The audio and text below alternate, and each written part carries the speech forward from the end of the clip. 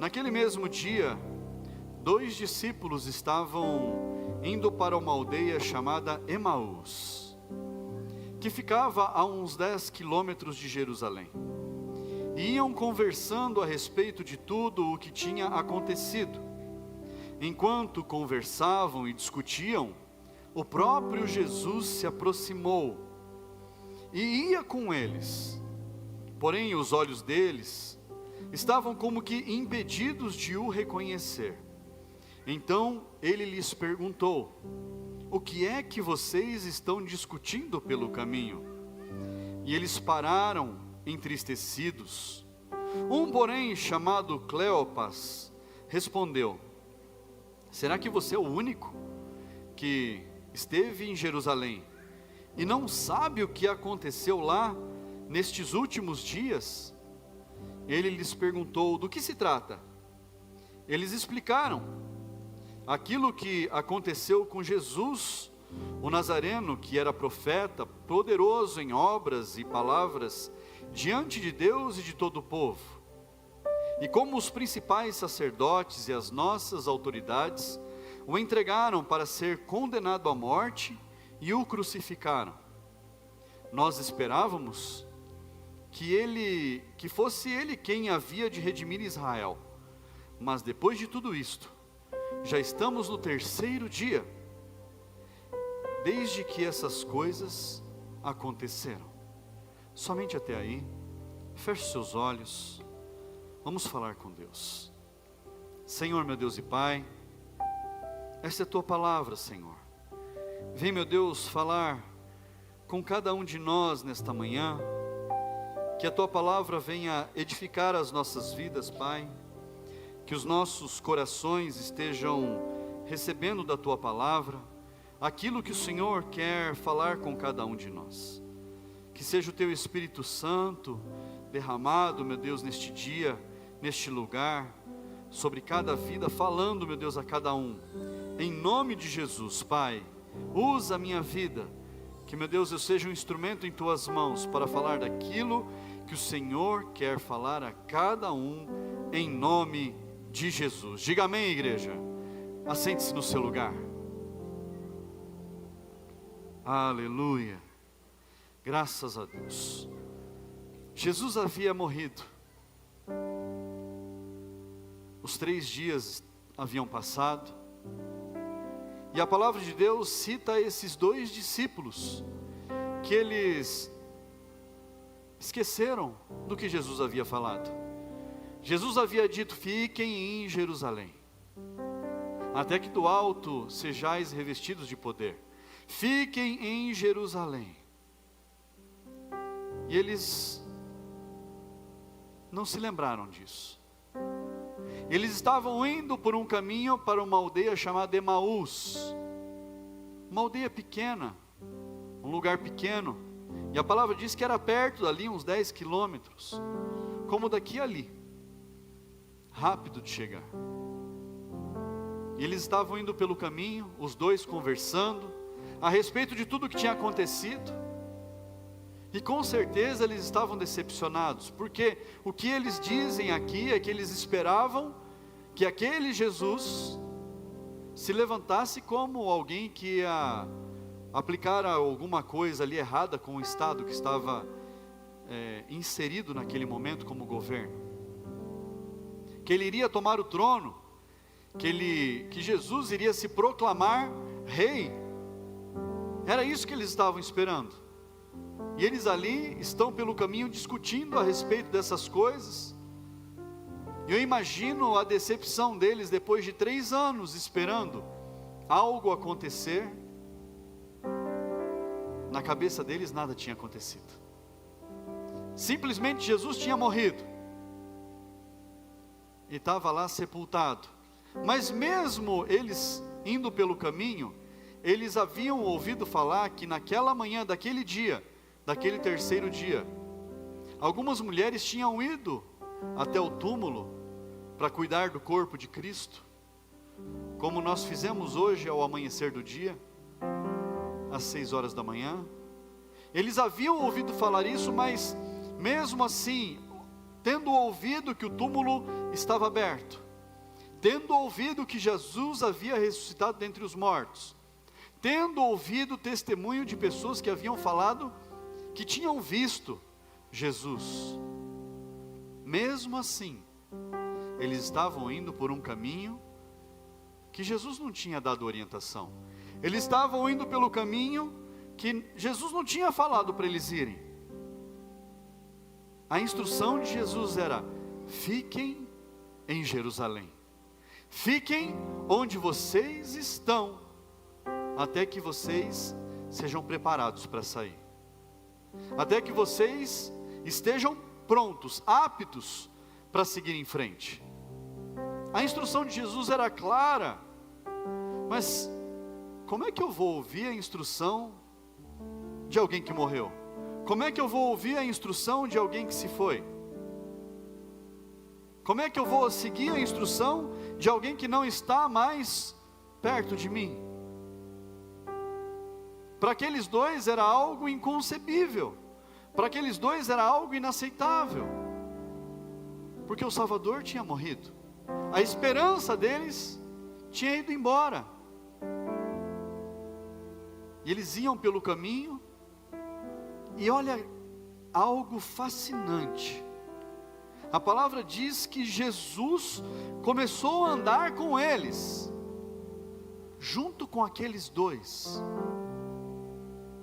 e eles não perceberam que era Jesus, eles não se deram conta que era Jesus. A palavra diz, porém, os olhos deles estavam como que impedidos de o reconhecer. E o próprio Jesus pergunta para eles: o que vocês estão discutindo aí pelo caminho? Sobre o que vocês estão falando? Do que se trata isso aí? Só que o caminho que eles estavam, quem estava passando por aquele caminho, só podia ter saído de Jerusalém, não tinha como ter vindo de outro lugar. E eles ficam indignados: como é que você esteve em Jerusalém e você não sabe do que aconteceu? Como é possível você estar no mesmo lugar que a gente e você não ter visto, não ter sabido de tudo o que ocorreu nesses últimos dias? E eles ficam indignados, e eles falam: aquilo que aconteceu com Jesus o Nazareno, que era profeta, poderoso em obras e palavras, diante de Deus e de todo o povo, e como os principais sacerdotes e as nossas autoridades o entregaram para ser condenado à morte e o crucificaram. Nós esperávamos que fosse ele quem havia de redimir Israel, mas depois de tudo isso, já estamos no 3º dia desde que essas coisas aconteceram. Era o domingo, tudo tinha acabado de acontecer, eles estavam saindo de Jerusalém, cabisbaixos, sem direção, indo para um lugar que não tinha nada a ver com o plano de Deus para a vida dos discípulos. Só que apenas um desses discípulos tem o seu nome citado, que é o Cleopas. E esse daqui, ele, pelos estudos, ele é irmão de José,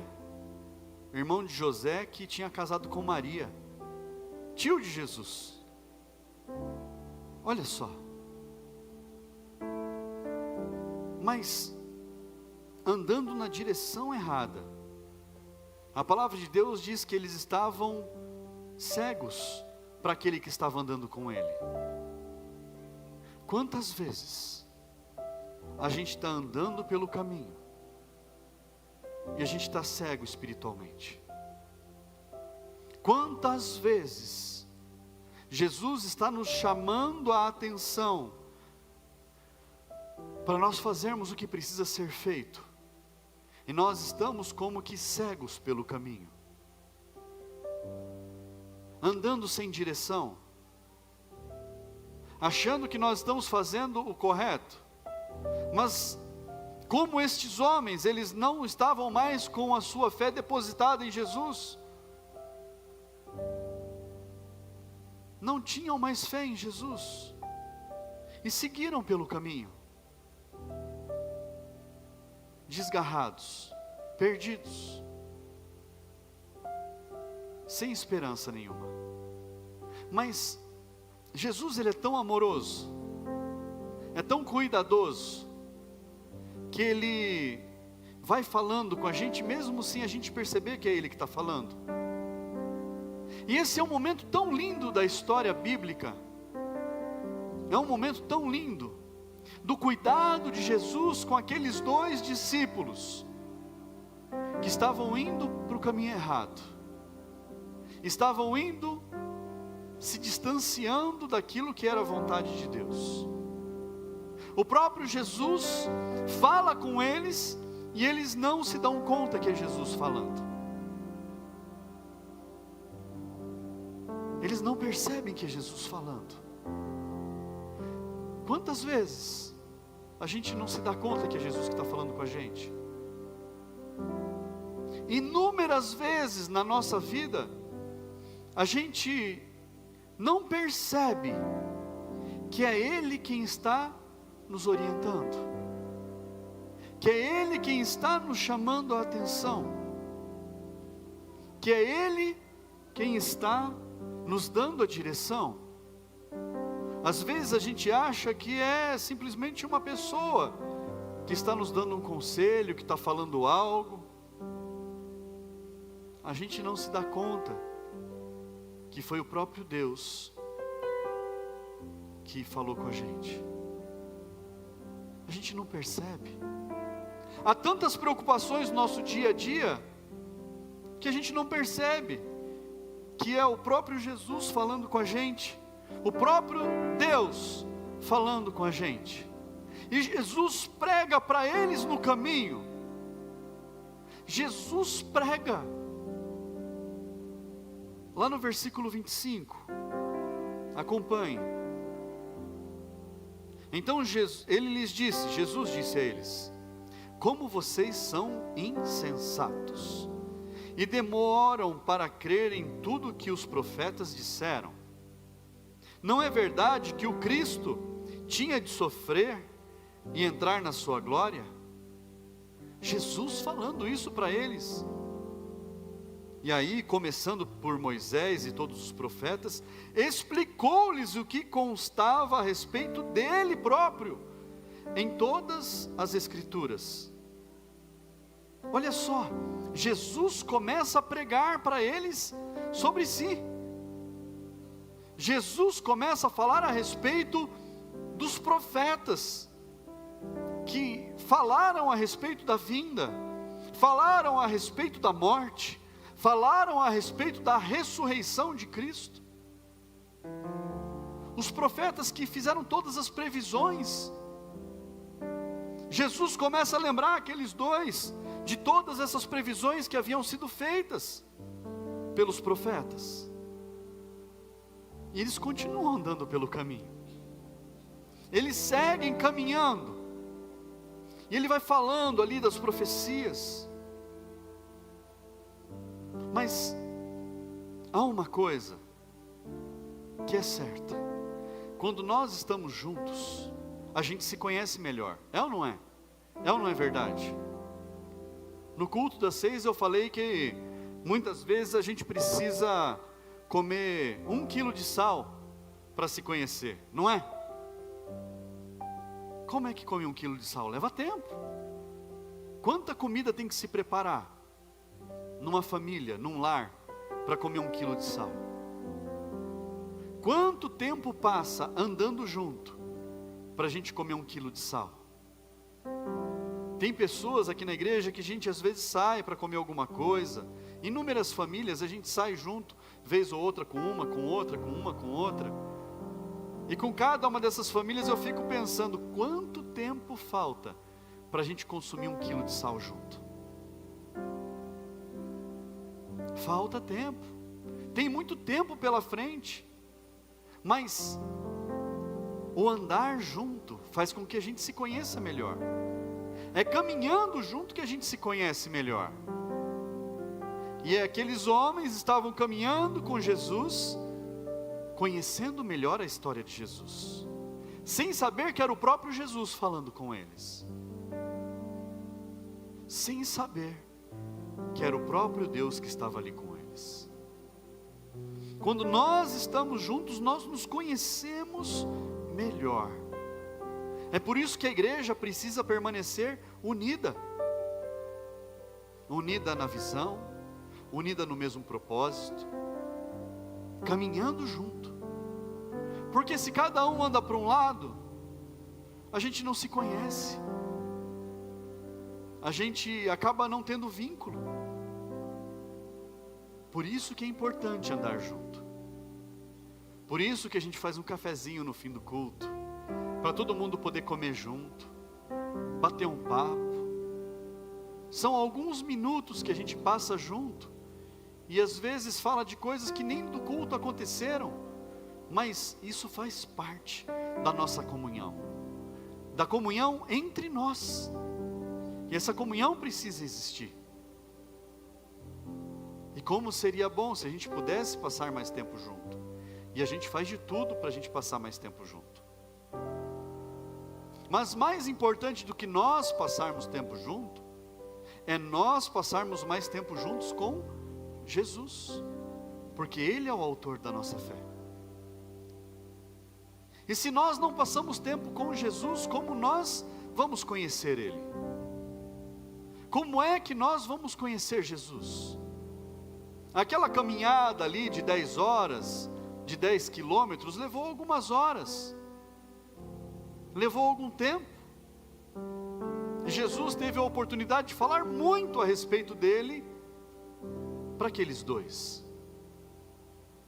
Mas olha só, quando eles chegaram lá na aldeia, Jesus falou que ele ia seguir adiante, mas os homens falaram para ele, não, fica com a gente, já está tarde, depois você vai, depois você segue.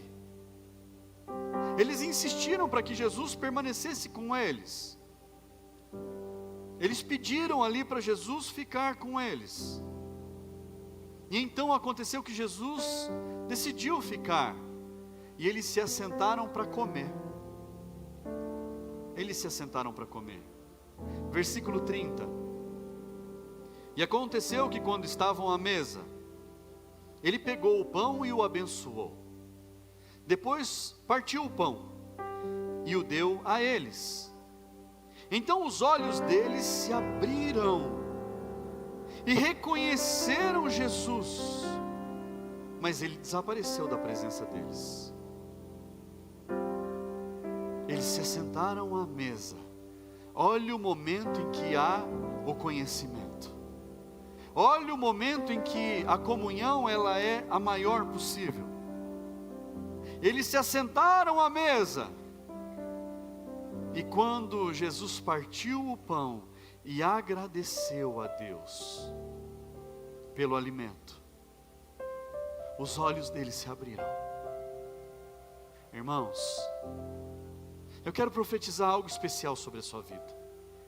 Hoje é o domingo de Páscoa, onde as famílias se reúnem para juntos à mesa participarem da sua comunhão, do seu alimento. Estenda suas mãos assim. Eu profetizo sobre a sua casa. Ore, cantama, cheire, nalamas. Que na hora que você for partir o pão hoje, haverá um grande derramar do Espírito Santo sobre a sua casa.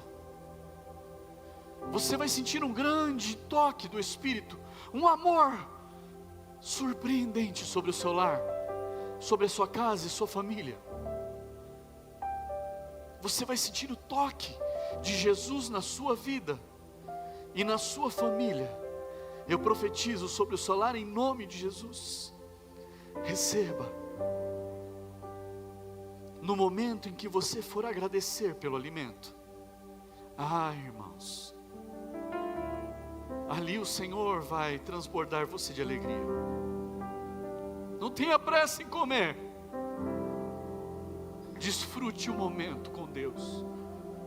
Desfrute daquilo que o Espírito Santo vai trazer sobre a sua família. Viva esse momento, que será incrível, irmãos.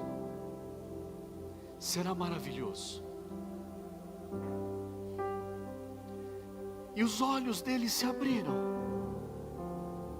E eles viram que aquele que tinha andado todas aquelas horas com eles era o próprio Jesus. Agora, esse encontro com Jesus fez com que eles tomassem uma atitude naquele momento. Esse encontro com Jesus foi tão poderoso, segundos em que eles tiveram a realidade sobre as vidas deles, que Jesus estava vivo, que Jesus havia se apresentado a eles, que Jesus havia caminhado com eles, que Jesus tinha orientado eles. Olha só o que aconteceu. Então os olhos deles se abriram, eles reconheceram Jesus, mas ele desapareceu da presença deles. Eles disseram um ao outro: não é verdade que o coração nos ardia no peito quando ele nos falava pelo caminho, quando nos explicava as Escrituras? E na mesma hora,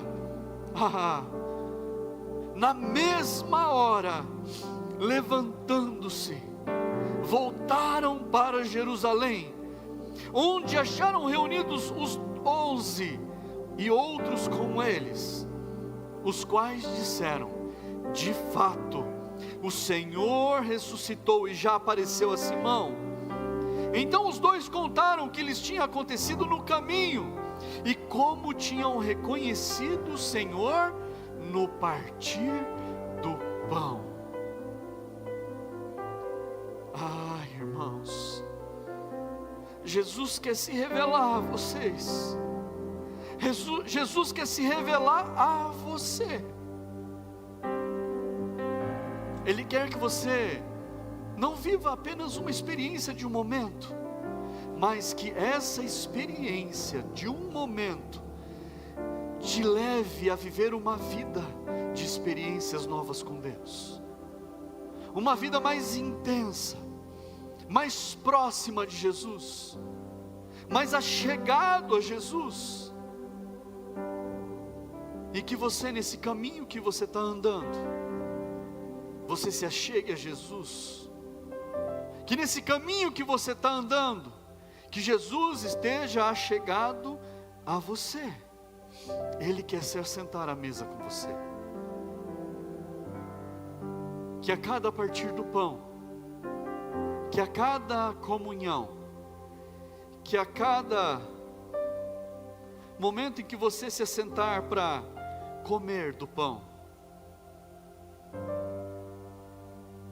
você sinta a presença de Jesus com você, e que os seus olhos se abram, e você perceba que não é apenas uma letra, que não é apenas a palavra que você está lendo, mas que é o próprio Jesus falando ao seu coração.